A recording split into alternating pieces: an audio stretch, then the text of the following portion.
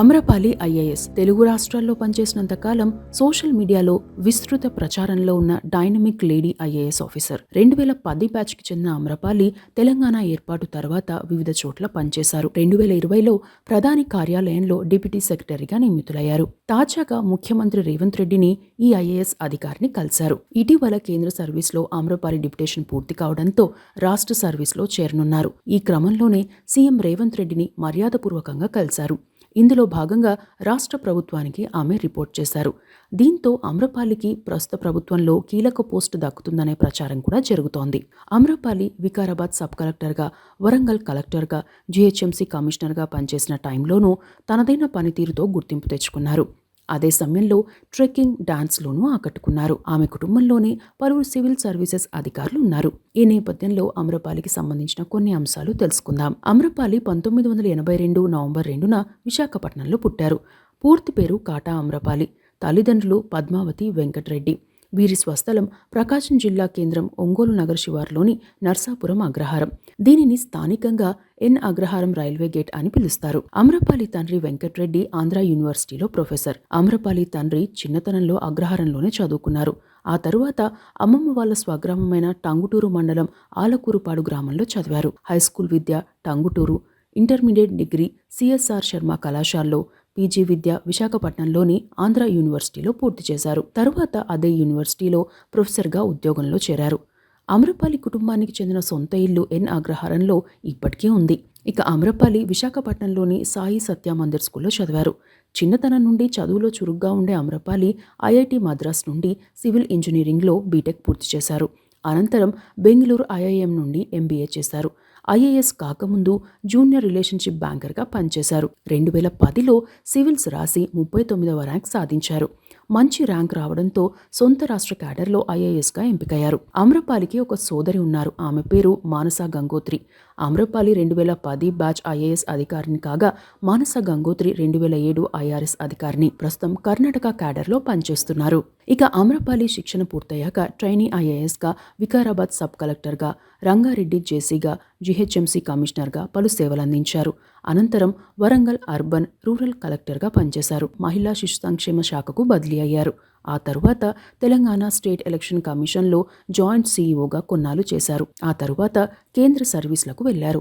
కేంద్ర హోంశాఖ సహాయ మంత్రి జి కిషన్ రెడ్డి వద్ద సెక్రటరీగా చేశారు. అనంతరం పదోన్నతిపై ప్రధాని కార్యాలయంలో డిప్యూటీ సెక్రటరీగా బాధ్యతలు చేపట్టారు. విధుల్లో నిబద్ధత గల పనితీరుతో సంచలనాల అధికారిగా పేరు తెచ్చుకున్నారు. ప్రధాని కార్యాలయంలో డిప్యూటీ సెక్రటరీగా పదవీకాలం ఇటీవలే ముగిసిన నేపథ్యంలో తిరిగి తెలంగాణకు వచ్చారు. అమ్రపాలి కుటుంబంలో పలువురు ఐఏఎస్లు, ఐపీఎస్లు ఉన్నారు. అమ్రపాలి సోదరి మానస గంగోత్రి 2007లో ఇండియన్ రెవెన్యూ సర్వీసెస్కు ఎంపికయ్యారు. ప్రస్తుతం కర్ణాటక క్యాడర్లో ఇన్కమ్ ట్యాక్స్ విభాగంలో పనిచేస్తున్నారు. అమ్రపాలి భర్త సమీర్ శర్మ కూడా ఐపీఎస్ అధికారి. 2011 ఐపీఎస్ బ్యాచ్కు చెందిన ఆయన్ను అమ్రపాలి 2018 ఫిబ్రవరి 18న వివాహం చేసుకున్నారు. సమీర్ శర్మది జమ్మూ కాశ్మీర్. ఈయన కూడా కేంద్ర ప్రభుత్వ పరిధిలో పనిచేస్తున్నారు.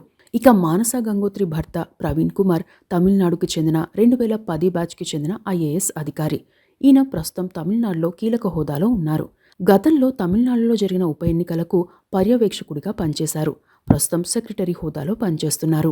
మొదట ఏపీ క్యాడర్లో పనిచేసిన అమ్రపాలి రాష్ట్ర విభజన అనంతరం తెలంగాణకు వచ్చారు.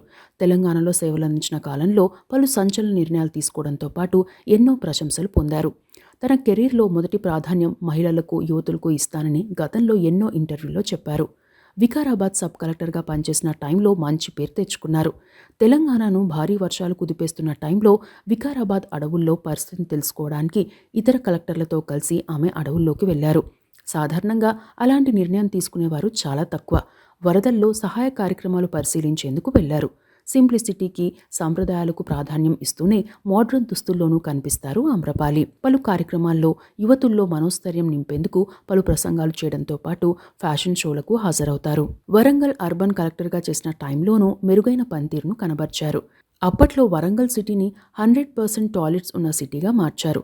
గతంలో మిషన్ భగీరథ పనులు లేట్ కావడంతో కాంట్రాక్టర్లకు పలు వార్నింగ్లు ఇవ్వడంతో పాటు పనులు సకాలంలో పూర్తయ్యేలా చర్యలు తీసుకున్నారు. అయితే వరంగల్ అర్బన్ కలెక్టర్గా ఉన్న సమయంలో గణతంత్ర దినోత్సవం రోజున అమ్రపాలి చేసిన ప్రసంగం కొంత చర్చనీయాంశమైంది. ప్రసంగంలో పలుమార్లు నవ్వడం, ప్రసంగించేందుకు ఇబ్బంది పడ్డంతో అప్పట్లో అమ్రపాలి ఇబ్బందులు పడ్డారు. పలుమార్లు తడబడ్డారు.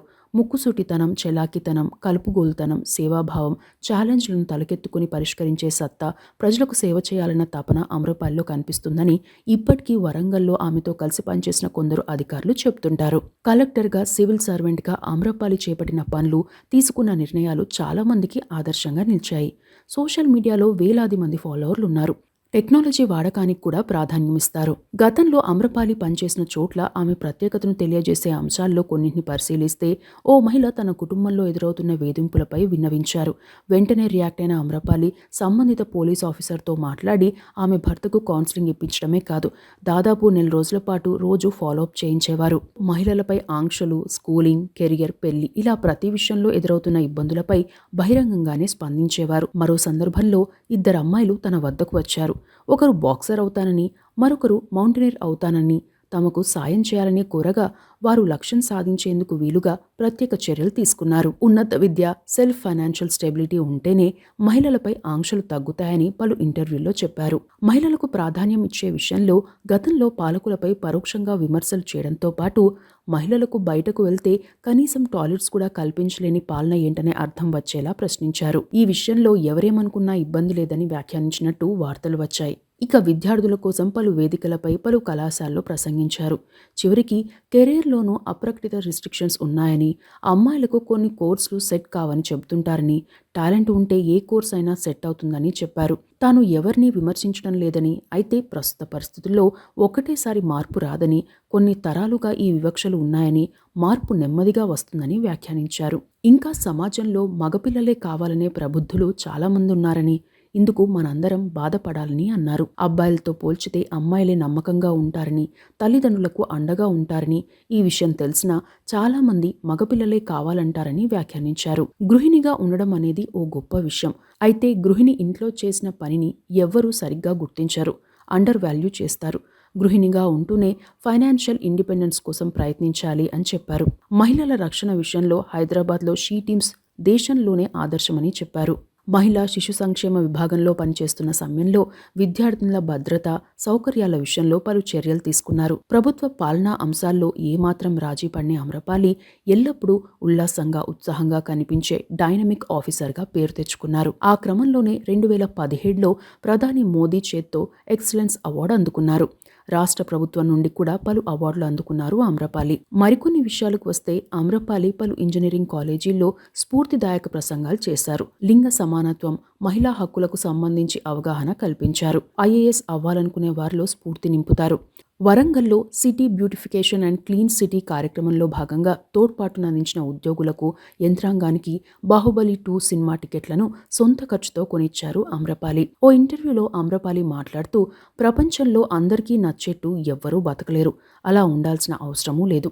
ఫస్ట్ మనం మంచిగా బతకడం ముఖ్యమని చెప్పారు. మహిళా శిశు సంక్షేమ శాఖ కార్యదర్శిగా చేస్తున్న సమయంలో ప్రభుత్వ స్కూళ్లలో అమ్మాయిలకు స్వశక్తి టీంల సహకారంతో పీఈటీల ద్వారా సెల్ఫ్ డిఫెన్స్ శిక్షణ ఇప్పించారు. మహిళల ఆరోగ్యంపై అవగాహన కల్పించే కార్యక్రమాలు చేపట్టడంతో పాటు పలు రక్తదాన శిబిరాలు నిర్వహించారు. ఆమె కూడా రక్తదానానికి ముందుకొచ్చారు. ఇవి అమ్రపాలికి సంబంధించిన అంశాలు.